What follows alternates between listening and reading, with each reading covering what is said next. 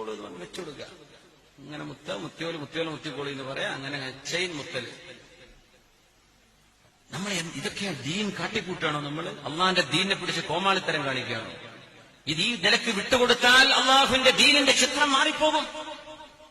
ഇനി വരുന്ന തലമുറ ഇതാ കണ്ടുപിടിക്കുക, നമ്മുടെ ഉസ്താദ്, നമ്മുടെ നേതാക്കന്മാർ, നമ്മുടെ ആലിമീങ്ങൾ, നമ്മുടെ മുച്ചാലിമീങ്ങൾ ഇങ്ങനെയൊക്കെയല്ലേ മുമ്പ് ചെയ്തിരുന്നത്? അത് ദീനല്ലേ? അത് ദീനല്ല. സയ്യിദന്മാരെ കൈപിടിച്ചു മുത്തും. സയ്യിദന്മാരും ആലിമീങ്ങളും ഒരിക്കലും അങ്ങനെ ഒരാളെ പിടിച്ച് മുത്തിന്ന് വിചാരിക്കുക. അത് മുത്താൻ ഇഷ്ടപ്പെടരുത്, കൈ വലിക്കണം. പക്ഷെ ഒരാൾക്ക് അങ്ങനെ കഴിഞ്ഞില്ല. ഒരിക്കലും ഈ മുത്തുന്ന ആളെക്കാളും ഞാൻ ഉഷാറാണെന്ന് തോന്നാൻ പാടില്ല. കൈ ഇങ്ങനെ വെച്ചുകൊടുക്കുക മുത്തിക്കോളി എന്ന് പറഞ്ഞിട്ട്. അതിനർത്ഥം എന്താ? ഞാൻ അത്രയും മുത്താൻ പറ്റിയ ആളാണെന്നല്ലേ? അതിനാണ് തസ്കിയത്തുൻ നഫ്സ് എന്ന് പറയാം. അത് ശറഇൽ പാടില്ലാത്ത വിഷയമാണ്. അത് ശറഇൽ പാടില്ലെന്നാണ്.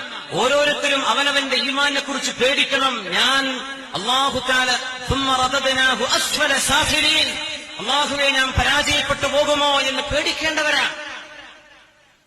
മുത്തിക്കോളൂ എന്ന് പറഞ്ഞ് വെച്ചുകൊടുക്കുക.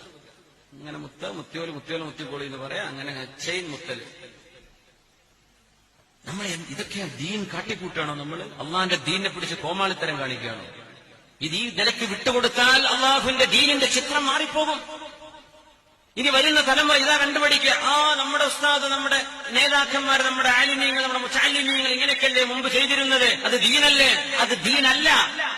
അത് ദീനല്ല. തസ്കിയത്തുൻ നഫ്സ് പാടില്ല.